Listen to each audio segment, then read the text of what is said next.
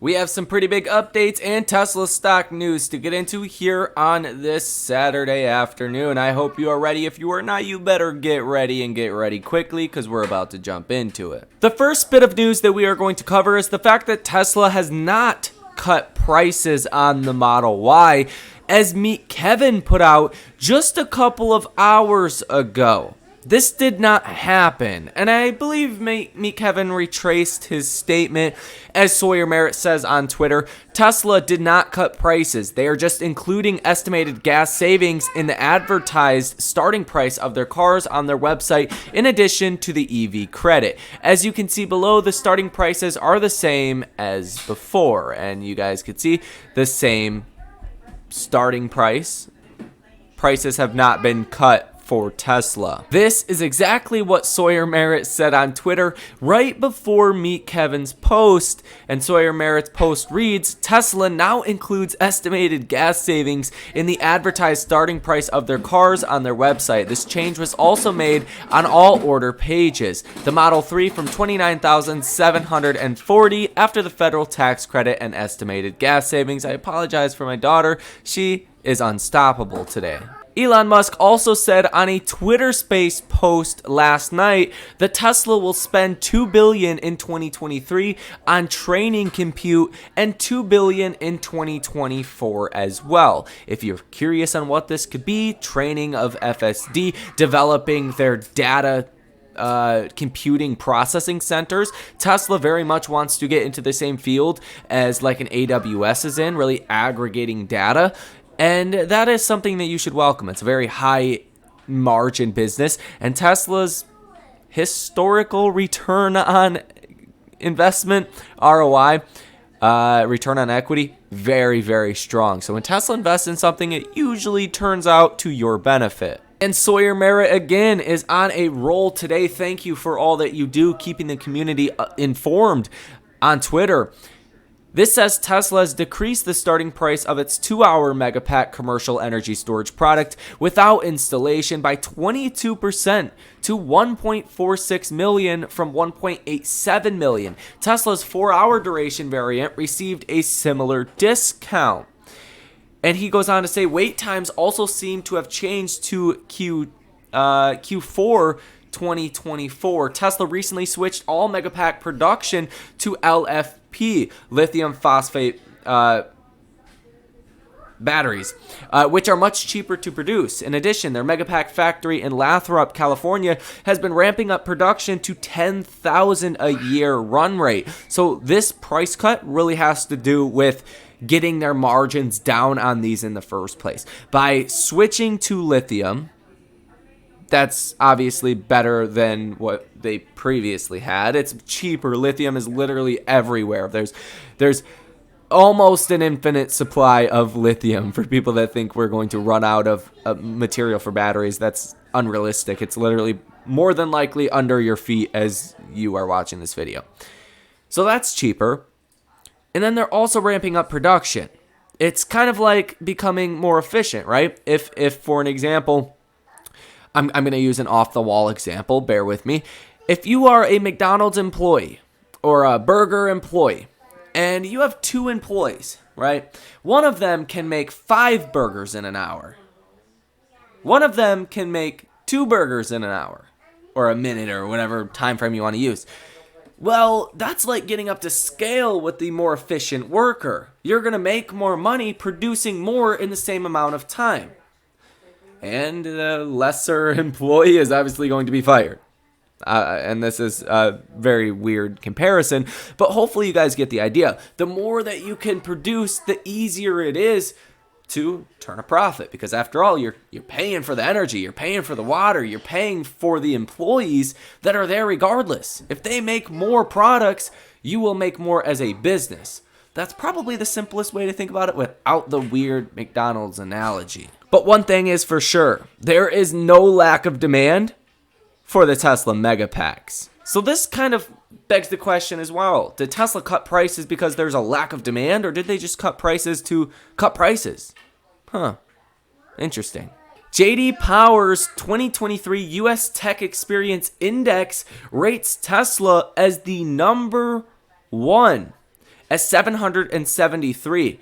The next highest competitor is Genesis at 656. Tesla is more than 100 points higher than them. And then you go down to Hyundai, Cadillac, Lexus, BMW, Kia, Mercedes-Benz, so on and so forth down the list. The study average was 503. So Tesla, as far as technology is concerned, is by far the cream of the crop. But for whatever reason, Tesla's brand itself does not fit into rankings on this specific ranking system that JD Power used.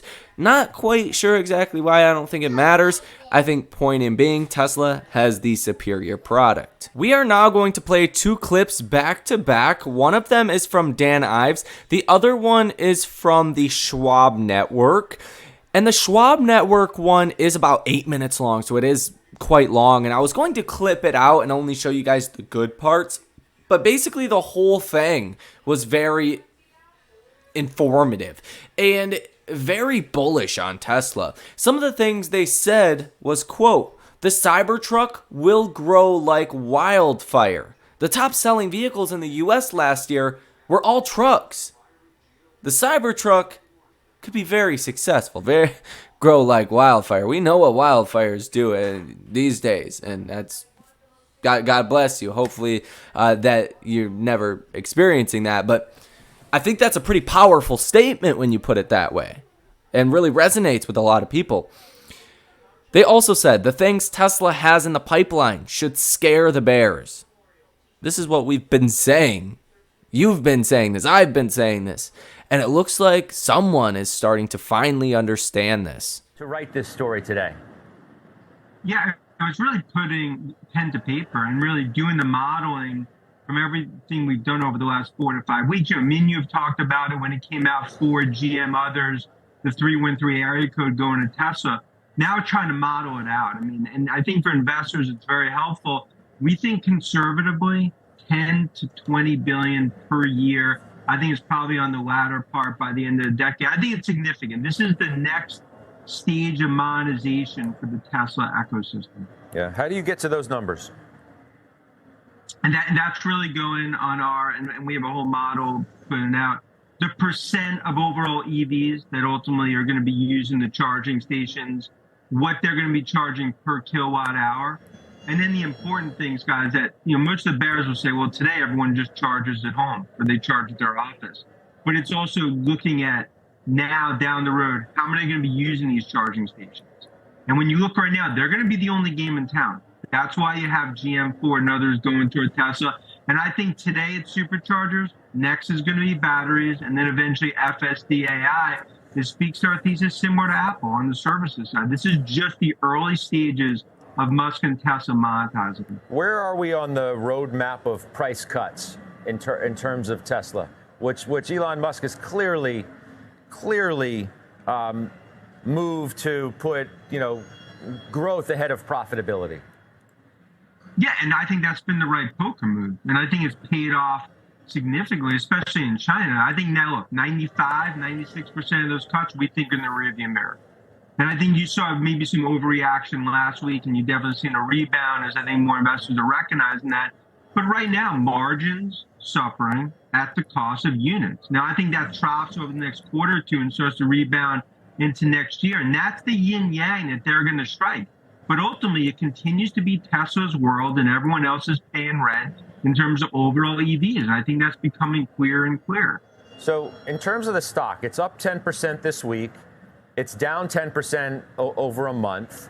And the reason, I'm trying to get the correlation here between it and the NASDAQ.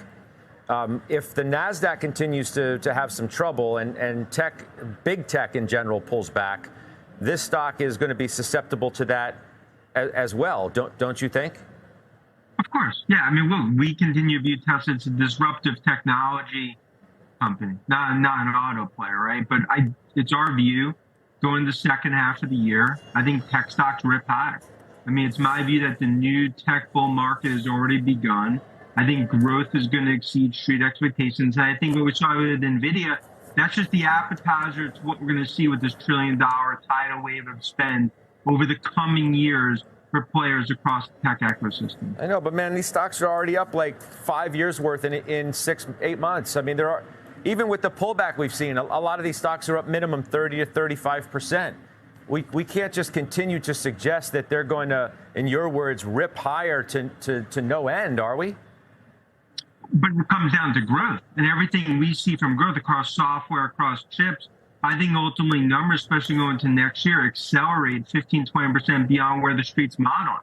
And I think this is a 1995 moment, not a 1999, 2000 moment. I think start of the internet, and I think we are seeing the biggest transformation to tech that we've seen in 30 years. And that's why our view across the board, this is just a pause. It's halftime of this Super Bowl rally that we're going to see in tech going into the next 2 to 3 years. I know, but at some point the air gets a little thin, no? I mean, look at NVIDIA. I mean, I know it's not, you don't cover it specifically like you do Apple, which people know, but, you know, it's up 200% this year. It was up 50% in 3 months.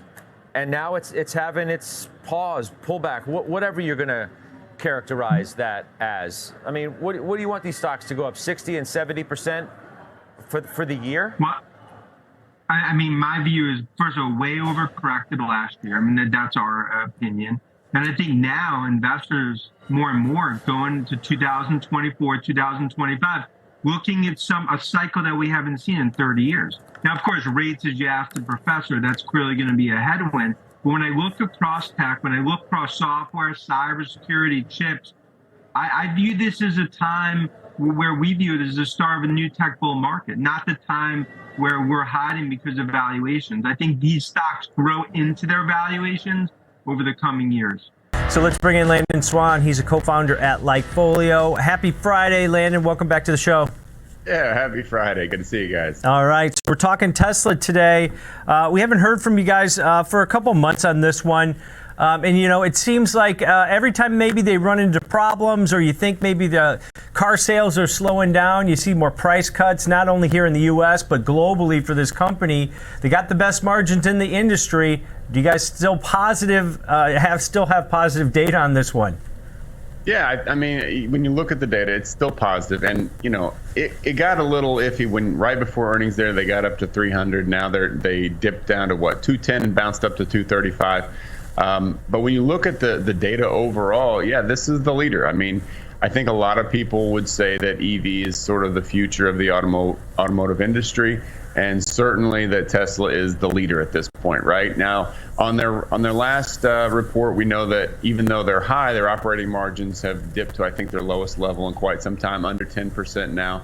They've got costs going up a little bit, mostly with related to improving production, but they also reduced the prices quite a bit. So I think they're aggressively trying to increase market share and get their economies of scale going and be more efficient. So that they're thinking long term, they're not thinking short term, and I love that. And when you look at the data in particular, for them versus their competitors, just looking at the web data, how many people are visiting their websites, right? I think that's an important metric because that's where you gain info. That's kind of where you're telling the company, hey, I'm interested in looking at your product. They're plus 43% on a year-over-year basis. Very strong numbers, definitely leading the crowd there. Now, last quarter, that number was plus 18% year-over-year. So they're accelerating. A lot more people are becoming more interested in the Tesla products. So you can see here they're crushing it when it comes to the competition. BMW, even Rivian, GM, and Ford are falling far behind. They're plus 43%.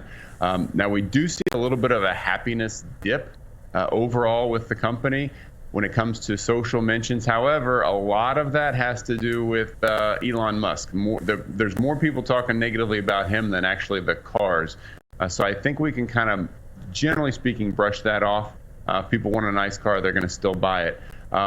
When you look at the model by model, it's pretty interesting to see how the different models are doing. So the Cybertruck is actually leading the way on a year-over-year change. So that's not to say that they're the most popular vehicle that Tesla produces by any stretch. It's saying they're gaining the most on a year-over-year basis. And of course, it was a low bar, right? They're gaining over a smaller number. The Model X doing well, and the Y still doing very strongly. But a lot of people are moving from the S and the 3 either the Y or the X. The Y actually has the highest happiness of all of them. The Cybertruck has the lowest. It's kind of polarizing at about 55%. Some people love it. Some people think it's disgusting and ugly. I can't wait to hear what Kevin's got to say on that Here one. it comes. Yeah, so I know it's coming. But yeah, that's the one that people are more excited than they were last year, but not the most excited about. The Y, I think, is still the big one. It was the X, now it's the Y. But overall, I think that the company is building for the long term. And, another thing you can look at besides, trying to grow their market share with lower prices, and besides, doing some of the factory improvements that are causing higher costs now, but will be lower later. They're also building this amazing infrastructure with their supercharger network, and they're getting everyone else to come aboard, right? Rivian, GM, Ford, Volvo, Mercedes. I mean, they're all going to be able to plug into that network, and that's only going to empower Tesla in the future. That's going to pay off sometime down the road, and it's just going to make them more and more dominant. So this is very, very forward thinking. They're not thinking about next quarter. They're thinking about 5 years from now. And I think that with this dip, this is actually a really good entry price for this company long term. Now, Kevin, give me your Cybertruck thoughts. So follow me here, and I may be dating myself, Landon. If you took the movie RoboCop and you took the lead actor in RoboCop and made him into a car, that's what this would look. That's what the Cybertruck looks like. It looks like they made RoboCop into an actual vehicle. Now, all jokes aside, the data says that the three best-selling automobiles in the country last year were pickup trucks. So when this Cybertruck finally starts being sold, I think it's going to be like wildfire. They're going to buy these things, right? No matter what I feel about them, I don't think it's a very good-looking car, but I think they're going to be enormously popular. But Landon, that's really just part of what they're doing, right? The Cybertruck is big, but energy storage is growing like a weed for them. Full service driving, it's 15 grand or a subscription, which will probably make them more money. So what I always say about Tesla, for the bearish, that hurts the bearish case, the pipeline. The things they have in the pipeline should scare every bear out there. And if they get this Cybertruck right, it's just another. Ford sold 650,000 F-150s last year. Just that pickup truck. If they get this Cybertruck right, it's a whole nother level for this company, Landon. I agree. And I would be more bullish on Tesla if their truck looked like the F-150 Yes. Lightning. I think they'd get a lot more sales. It's pretty wild looking. I mean, when you look at a normal SUV versus the X or the Y, and a normal sedan versus the Model 3, it's like, okay, Tesla looks a little cooler, a little sleeker. I get it. But the truck is like on a whole different agree. level. Correct me if I'm wrong. Does Andy like the truck? He likes the look. I think he's not going to buy one. There you go. He's not going to buy one. I've got a deposit on it, throw $100 at it just for kicks. And I also have one on the Lightning though, so we'll see. But you know what? I think you're right. This is a long-term company, and everybody who used to hate on it, all the big short guys on Tesla, it was always, it's about to crash. Like, it's about to run out of cash. It can't keep up. It can't make these cars. There's nobody that likes them. There's always like a now problem. And that was, I'm talking about 2-3 years ago. They're past that. And so I think that there's a mistake with investors to think of Tesla as what's going to happen this quarter, what's going to happen next quarter. They are clearly building a very long-term company. The pipeline, as you say, is extremely long horizon, and I love the direction that they're going in. I really do think that one day we're going to look back at $200 or $300 as a incredibly low stock price for this company. That might be 5 or 10 years from now, but I am extremely bullish on this company long term, and I love this $65 dip from highs. What kind of score do you guys have right now? They don't have earnings for about a month and a half, 2 months, Landon. And, long term you're bullish, but what about near term? Because, margins are starting to shrink a little bit. What if the consumer takes a hit also? Sure, absolutely. Now they are getting to that point where they're becoming extremely affordable. I mean, I remember the days of the S being $120,000 and people were talking about buying it. So now they're very cheap cars, but the short-term score, hypothetically, they're reporting tomorrow would be plus 30. So not extremely bullish, but bullish enough. But I think the long-term outlook for this company is much stronger. That's the short-term score. I think the long-term score is up in the 60s or 70s. So very bullish long-term on Tesla. All right, great stuff. Great data as always, Landon. Appreciate it. Have a great weekend. Thanks, guys. Enjoy it. To the Schwab Network's point about the Cybertruck and Tesla stock, as long as we don't get any more price cuts, as long as we don't get the economy deteriorating in front of our eyes, which it does not look too good right now. If you speak to some people in some of the restaurant industries or leisure and hospitality or things of that nature, people are definitely slowing down. So there are some risks out there over the next coming months. But, I mean, Tesla's already being priced for a recessionary environment for next year at 27% delivery growth and 29% EPS growth. If the Cybertruck is as successful or even half of as successful as we think it will be, Tesla will have so much demand they won't even be able to keep up for all of their products. The Cybertruck's not only going to be big for just the Cybertruck, it's going to be big for everything, especially some of the lower priced Tesla products. So to that point, I think personally, and I've been saying this for weeks now, yeah, sure, we've seen some downside recently, and that's great, and I wish the stock would go back to $100 so I could buy as many shares as possible. Literally, the sell your kidney moment is around 150 to 180. Like, do whatever you can to buy as many shares as possible because it's just, like, stupid money at that point. But either way, when we get the actual Cybertruck delivery event and subsequent deliveries, that's probably the last low that you see for Tesla, unless, again, the economy just deteriorates, Tesla does a massive price cut, something along those lines. When the Cybertruck delivery event actually happens, it should be very positive for Tesla stock, and it would likely last for weeks, if not months. And this could send us well back into the mid $300 range. My opinion. Let me know what you think about this video down below in the comment section. Hit the like button and subscribe to the channel if you want to stay up to date with everything going on with Tesla stock analyst commentary, news, charts, broad market stuff, whatever's affecting Tesla on any given day. We keep you up to speed. So that's going to do it. My name is Michael Tyler. Thank you for watching, and I will see you in the next one.